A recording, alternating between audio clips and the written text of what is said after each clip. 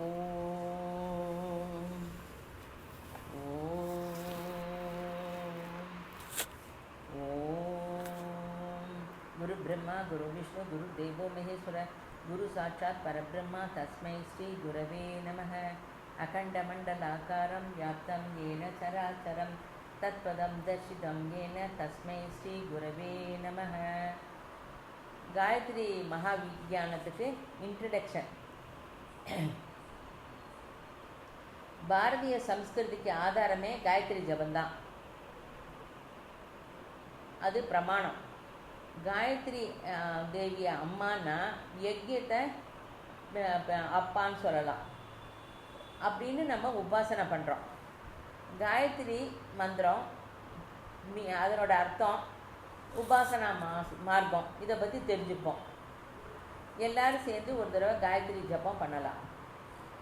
கயான் பிராணான் ஸ்ரீசர் ராம சர்மா ஆச்சாரியாவும் வத்தினி மாதாவும் இதை காயத்ரி மந்திரத்தை சாமவேத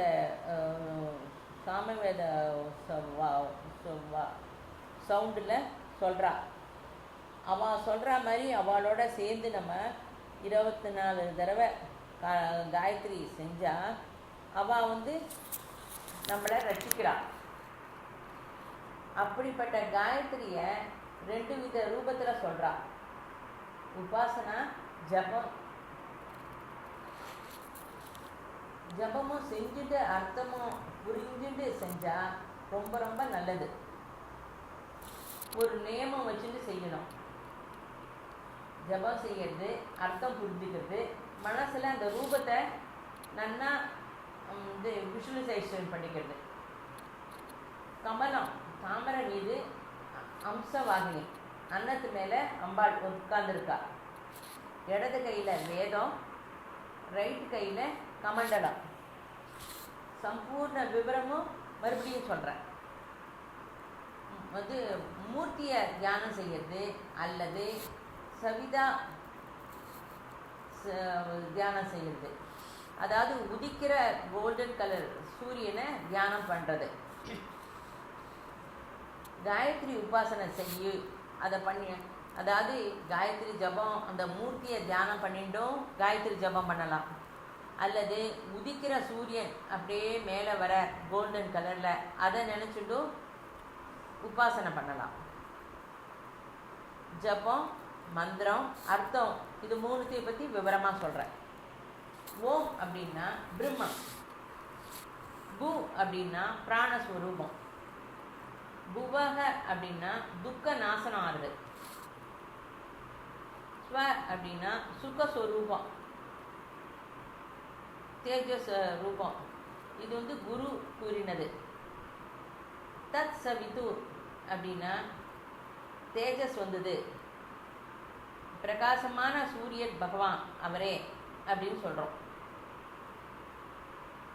3 அட்ஜெக்டிவ்ஸ் சொல்கிறா. வரேண்யம், 3 குணம் வரேண்யத்துக்கு. எது சிரேஷ்டம், எப்படிப்பட்ட சிரேஷ்டம் அப்படின்னா காயத்ரி அம்மா ஃபோட்டோ, அதாவது அன்ன வாகனத்தில் அம்பாள் உட்கார்ந்துருக்கா. காயத்ரியோட இன்னர் மீனிங், அது அன்னத்துக்கு பாலை வச்சாக்க நீரை தனியாக பிரிச்சுட்டு பாலை மட்டும்தான் குடிக்கும். அது குணம். நீ கூட காயத்ரியை உபாசனை செய்யும்போது அவன் செய்கிற ஒவ்வொரு வேலையும் ரொம்ப விசேஷமாக இருக்கணும்.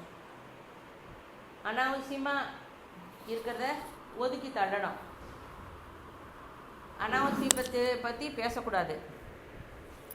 ஏதேனும் பண்ணினா ரொம்ப இதுக்கு மேலே பெஸ்ட்டாக பண்ண முடியாது அப்படி இருக்கணும். ஏதேனும் கொடுத்தாலும் அல்லது வாங்கினாலும் ரொம்ப பெஸ்ட் குவாலிட்டியாக இருக்கணும். அதாவது காயத்ரி மகா யஜ்யத்தில் சமைத்து போடுவா, பசு நெய் தான் விடுவா. ரொம்ப விசேஷமான வெள்ளத்தோட அபிஷ் பண்ணி நைவேத்தியம் பண்ணுவா. பொங்கல் பிரசாதம் பண்ணுவா. சிரேஷ்டமானது அதாவது வன மூலிகை 33 இது சேர்ந்தது கோமத்து இது திரவியம், அதை யூஸ் பண்ணுறோம். சிரேஷ்டமானது தான் நம்ம பண்ணணும், சிரேஷ்டமாக இருக்கிறது தான் மற்றவாளுக்கு கொடுக்கணும். இது முதல் அர்த்தம். ரெண்டாவது,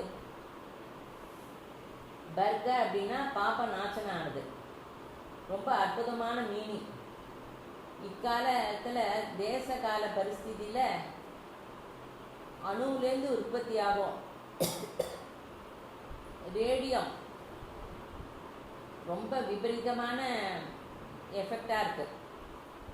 இதை எப்படி ஃபேஸ் பண்ணுறது, இதுக்கு மாற்று வழி என்ன, இதுலேருந்து எப்படி வெளியில் வருது அப்படின்னு ரொம்ப எல்லாரும் ட்ரை பண்ணுறா. பிரசித்தி பெற்ற ஆத்தர் கொசலர் இதை பௌதிகமாக எதனாலும் எதுவுமே செய்ய முடியாது, இது சரி பண்ணால் ஆத்தியாத்மிகத்தால் மட்டுமே செய்ய முடியும் அப்படின்னு சொல்கிறார். பிளிட்ஜ் அப்படின்னு ஒரு புத்தகம் பத்திரிக்கை வந்தது கரைந்தியாவில். அதை பற்றி கொஞ்சம் விஷயம் அதில் எழுதியிருக்கு. அந்த நவநீதான்னு இருக்கிற மேகசினில் மார்ச் 83 இந்த விஷயத்த இதில் விவரமாக எழுதியிருக்கா. என்ன அப்படின்னா, அணுவிலேருந்து வர சக்தி வீரியத்தை விட சாவித்ரி சவிதா மந்திரமான காயத்ரி மூலம் சக்தி ரொம்ப இருக்கு. காயத்ரி மந்திரத்தோட சக்தி பிரபாவம் ரொம்ப ஜாஸ்தி. இந்த பிரபஞ்சத்தில் இருக்கிற கோடான கோடி மனுஷா புரச்சரணமாக ஒரே ஒரு தடவை எல்லாரும் சேர்ந்து இந்த மந்திரத்தை உச்சரித்தா இதுலேருந்து வர சக்தி சூரியனிலிருந்து வர சக்தியை விட ரொம்பவே இன்னும் மிசைல் மாதிரி ரொம்ப வேலை பண்ணும். பர்கன்னா ரொம்ப பவர்ஃபுல். அணுசக்தியை கூட நம்ம நாசம் செய்யும். நம்ம உச்சரித்தால் நம்மகிட்ட உள்ள அநேக கெட்ட சம்ஸ்காரத்தை நாசனம் பண்ணுறது அற்புதமான சக்தி. பர்கோ தேவசிய கொடுக்கும் தன்மை வாய்ந்தது. திவ்யமான குணம், கொடுக்கும் சாமர்த்தியம் வேணும். யஜ்யத்தில் மந்திரம் வரும். சூரியோ தேவதா, வசுவோ தேவதா, சந்திரமா தேவதா, ருத்ர தேவதா, ஆதித்ய தேவதா, மருதோ தேவதா, தேவதா அப்படின்னா தேவசிய கொடுக்கும் குணம் வாய்ந்தவா. நம்மகிட்ட இருக்கிறத எதையும் எதிர்பார்க்காம கொடுக்கணும். தேவதைகள்னா எதையுமே எதிர்பார்க்கல, நிறைய நம்ம கொடுக்குறா. சூரியன் வெப்பம் வெளிச்சம் தரார், சந்திரன் குளுமை கோமளம் அமிர்தத்துவம் தரார், வாயு பிராணசக்தி தருது, ஜலம் பிராணசக்தி தருது. பிரபஞ்சத்தில் உள்ள சகல தேவதைகளும் நமக்கு கொடுக்கும் குணமே தவிர மறுபடியும் நம்ம எதேனும் தரணும்னு அவள் எதிர்பார்க்கல, அந்த எண்ணமும் இல்லை. காயத்ரி உபாசனையில் 3 குணங்கள் இருக்கு.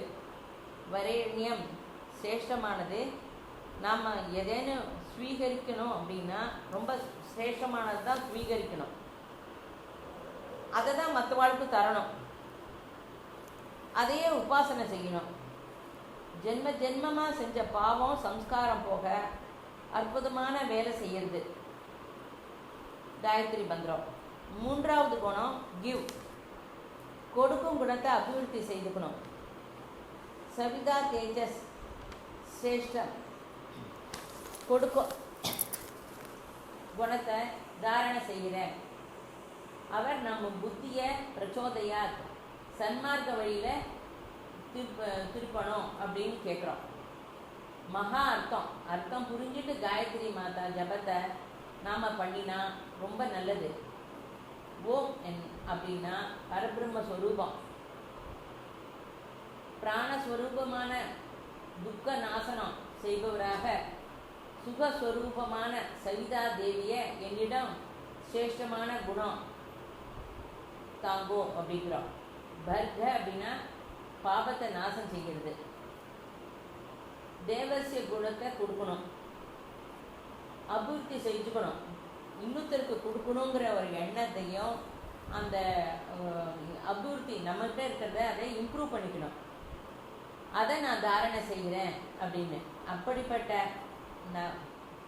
நகை சன்மார்க்கத்தை என்னை வழி நடத்துவியா, நடத்துங்கோ, எனக்கு நல்ல புத்தியை கொடுத்து சன்மார்க்கத்தில் என்னை வழி நடத்துங்கோ அப்படின்னு அர்த்தம். அந்த தேவியை உபாசனை செய்கிறோம். உதிக்கும் சூரியன்னா கோல்டு கலரில் ஹிருதயத்தில் நிறுத்தி காயத்ரி மந்திரம் செய்யும்படி நமக்கு குரு மாஸ்டர் ஸ்ரீ ராமகிருஷ்ண மாஸ்டரும் பலமுறை சொல்லியிருக்கார். இது அர்த்தம்.